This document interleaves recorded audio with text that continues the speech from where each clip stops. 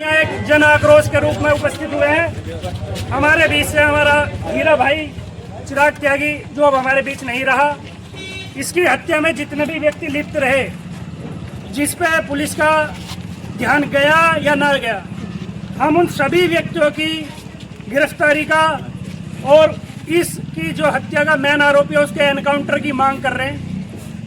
हमें आर्थिक रूप से सहायता मिले ना मिले, मिलनी चाहिए, वो सही बात है, पर मिले या ना मिले पर इनका एनकाउंटर जरूर मिले। हमें जब तक इनके हत्यारों का एनकाउंटर नहीं होता, हम कुछ समय पुलिस वालों को अभी दे सकते हैं, उसके बाद हम आमरण अनशन पर जाएंगे। अगर पुलिस वाले इस चीज को गंभीरता से लेना चाह रहे हैं तो ले, अन्यथा फिर परिणाम हम दूसरी तरह से लेकर आएंगे।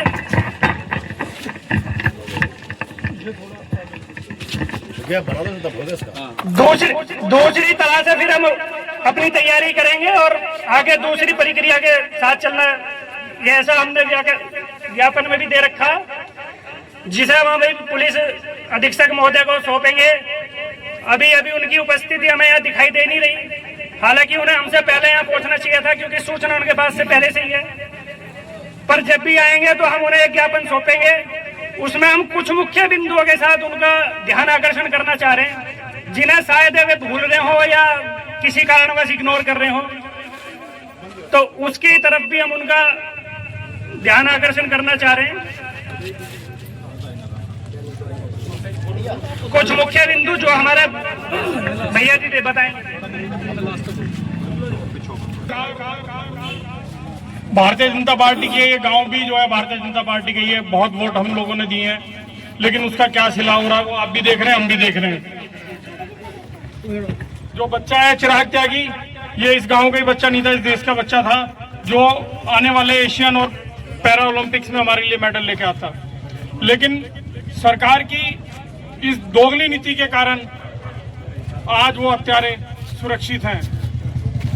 आज पुलिस की गिरफ्त में है, कल कानून की लचर व्यवस्था की वजह से वो बच भी जाएंगे, और ऐसा होता है।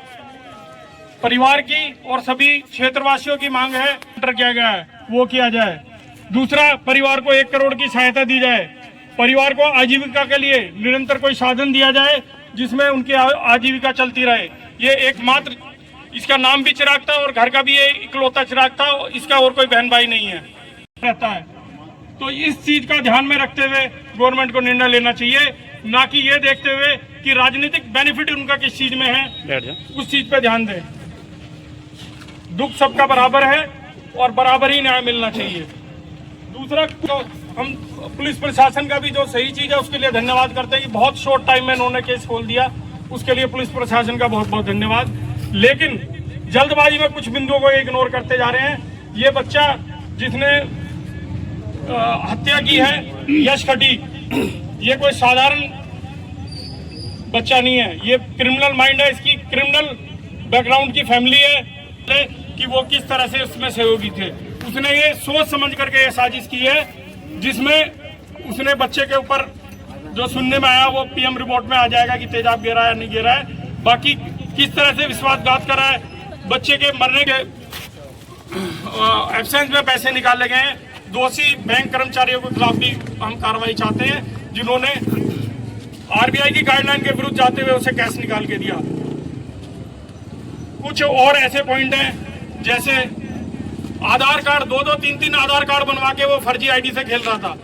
आरोप हमारे बच्चे पे लगा रहा है कि उसने मेरी कंप्लेंट कर दी। वो पैरा कैटेगरी में नहीं आता था, वो किसी भी पैरा कैटेगरी में नहीं था, लेकिन फर्जी दस्तावेज स्कैन करके वो पैरा कैटेगरी में खेल रहा था यश खटीक। उस पर कार्रवाई हो। उसके जो स्कूल के डॉक्यूमेंट्स हैं वो सारे हमारे पास देना चाहते हैं। जो उसके जाली आधार कार्ड हैं वो हमारे पास है, जो हम पुलिस को देना चाहते हैं, जिसमें उसकी हर उसमें डॉक्यूमेंट्स में एज अलग अलग है। तो पुलिस इन चीजों का भी ध्यान रखे और डिमोलेशन की कार्रवाई करे, परिवार को आर्थिक सहायता दे और ठीक है उसका एनकाउंटर हो। आशीष भाई, चिराग के हत्यारे को, चिराग के हत्यारे को, भैया पहले मैं आपको बता रहा हूं, इस सरकार की। भाई आवाज पीछे से ना आए। मुझे पता है अगर हमारा बच्चा ठाकुर होता, अब मारने वाला मुसलमान होता, तो भाई हमें यहाँ इकट्ठा होने की जरूरत भी नहीं, उसका अपने आप एनकाउंटर हो जाता। आपने देखा गाजियाबाद में 2 केस हुए, दोनों सेम केस हुए, यार ने ही मारा है दोनों को, एक दूसरे के दोनों यार थे, उसे भी मार दिया, उसका एनकाउंटर भी हो गया, उसका घर भी ढह गया। और यहाँ पे क्या हुआ, यहाँ पे साले अभी अरेस्ट भी नहीं हुए। अभी जिसने पिस्टल दी, जिसने गोली मारी, उसे अरेस्ट कर लिया, कभी कह रहे जेल भेज दिया, कहाँ भेज दिया। ये हमारे साथ बहुत अन्याय हो रहा है भैया। और सुनो मेरी बात, आज तो हम यहाँ इकट्ठा हो रहे हैं शांतिपूर्वक, कल हम डीएम का घेराव करेंगे और जब तक नहीं उठेंगे जब तक हमें इंसाफ ना मिलेगा। साली कैसी हुई है सरकार, इन्होंने उसका घर ढा दिया क्या? उसका घर क्यों नहीं ढाया उन्होंने? उसका घर भी ढा दिया, उसका घर भी ढा दिया, उसको पैसे भी दे दिए। भाई जितनी मेरी औकात है, इन्होंने सरकार ने 5 लाख रुपए दिए, मैं 10 लाख रुपए दे रहा हूँ कल, ठीक है? उसका एनकाउंटर कर तो मैं 10 लाख रुपए दे रहा हूँ सरकार को।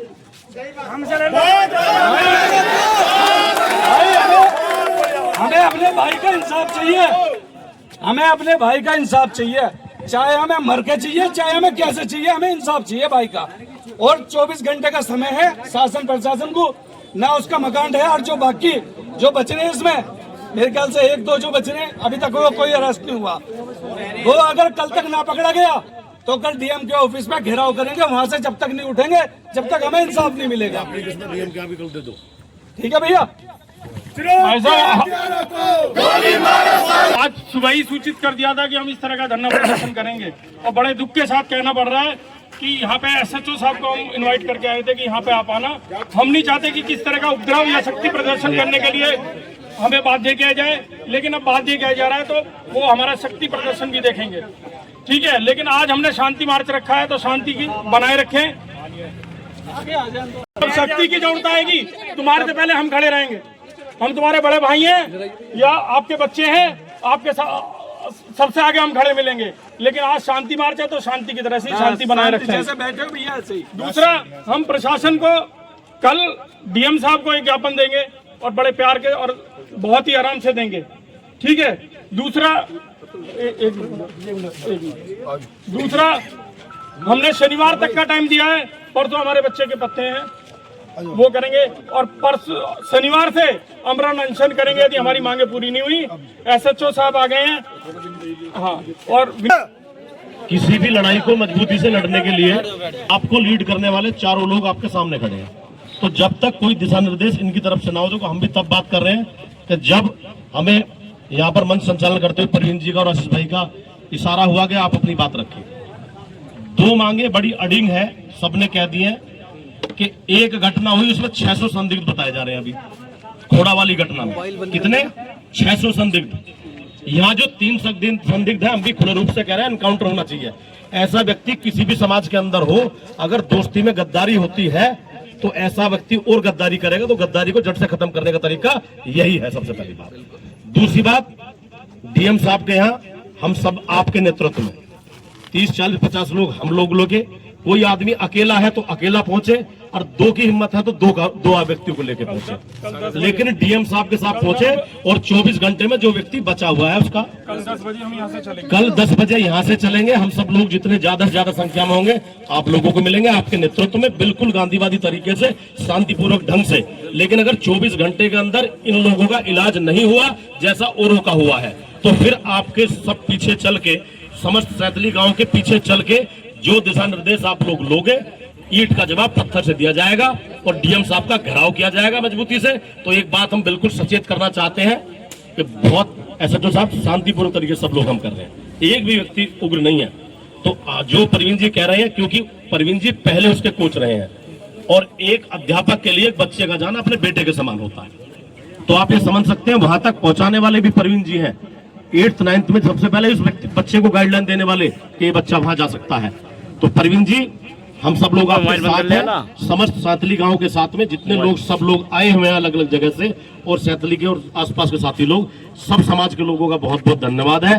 पर कल मजबूती डीएम साहब के यहाँ देना, ये मजबूती आपकी तब है कि जब इस लड़ाई को इतनी संख्या से डबल संख्या लेके डीएम साहब के यहाँ पहुंच के बता दो कि 24 घंटे में इलाज नहीं हुआ, तो 72 घंटे बाद वहाँ जाम कर देंगे, बैठने वाला कोई नहीं होगा। बस, बहुत धन्यवाद। भैया अनशन का हमने इसमें भी लिखा हुआ है। SHO साहब यदि कुछ बोलना चाहिए। एक जिले में 2 कानून, सुनो भाई सुन लो, एक जिले में 2 कानून, एक ही केस, एक ही सब कुछ। मतलब एक के तो एनकाउंटर हो गया, एक का पकड़ के पुलिस वालों ने अपना आप ही वो कर दिया। हम SO साहब से कहते हैं उसे रिमांड, नहीं तो रिमांड पे ले उसे, रिमांड उनका एनकाउंटर करो और उनका एनकाउंटर हो और उनका घर भी ढाया जाए। और ये बताओ उसके तो बच्चों को वो भी होगी, तनख्वाह भी दे दी, तनख्वाह भी बांध दी, वो पैसे दे दिए, उसका सब कुछ कर दिया। हमारा बताओ क्या हुआ? कुछ नहीं हुआ। हम ये चाहते हैं कि और चीज कहने जाते हैं, जैसा आशीष भाई का अभी कहा था कि भाई 5 लाख की जगह 10 लाख हम दे रहे हैं प्रशासन को, और हम 5 लाख का चेक वापस देंगे जब तक हमारी मांगे पूरी नहीं हो जाएंगी। हमें नहीं चाहिए भैया ऐसे पैसे, हमें ऐसे पैसे नहीं चाहिए। हमें अपने बच्चे की तौहीन नहीं करानी, उसकी मेहनत की तौहीन नहीं करानी। ये कल हम DM साहब को वापस देंगे। 1 करोड़ रुपए का मुआवजा, पेंशन, 1 करोड़ रुपए का मुआवजा, पेंशन और एनकाउंटर, ये हमारी मांग है जी। भैया सुनो ये सैथली गांव की तरफ से हमारा मुरादनगर भी आपके साथ है, प्रॉपर आपके साथ रहेंगे। आपकी जो मांगे हैं मैं अपने उच्च अधिकारी गणों के सामने रख देंगे। ठीक है जी, बहुत धन्यवाद। SHO साहब, इस ज्ञापन में हमारी कुछ मांगे भी हैं और उस बच्चे के वो दस्तावेज भी हैं जो दस्तावेज उस बच्चे ने जाली बनाए थे। वो दस्तावेज भी साथ में हम आपको दे रहे हैं, जो हमने स्कूल से भी निकलवाए हैं। 2-2, 3-3 उसने आधार कार्ड बनवा रखे हैं। ये प्रशासन की लचर व्यवस्था है। और इसमें जो नॉन पैरा कैटेगरी में वो बच्चा था और पैरा उसका कैसे कैंसिल हुआ, वो भी उसका जर्मन की रिपोर्ट है जो वहाँ पे जाती है, जो इंटरनेशनल बॉडी ने इसे कैंसिल करा हुआ है। जिसके शक में उसने चिराग की हत्या की है, वो भी हम आपको दे रहे हैं। आपका काम आसान कर रहे हैं। अब ये आपको देखना है कि न्याय हमें कैसे देंगे। 3 आधार कार्ड बनवा रखे और जो मांगे हैं कृपया उसे एक बार में लो आधार कार्ड को।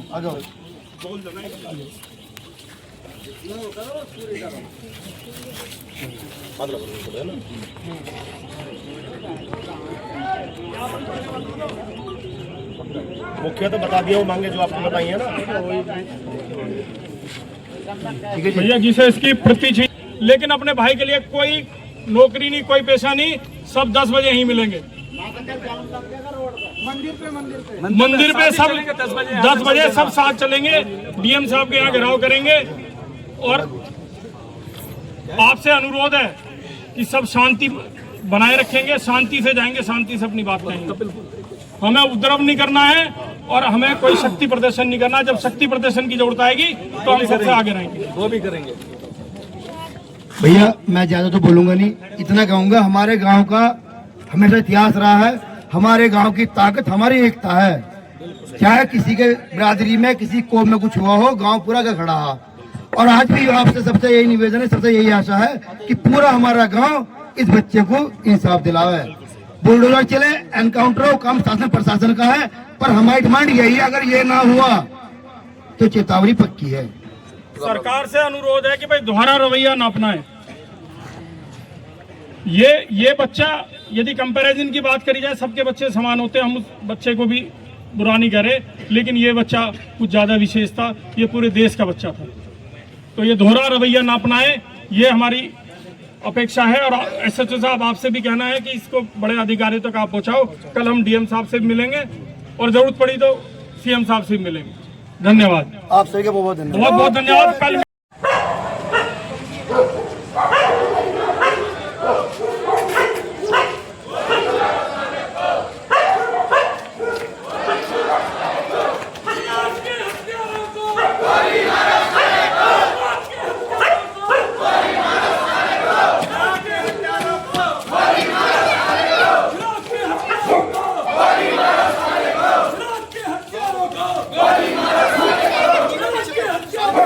Body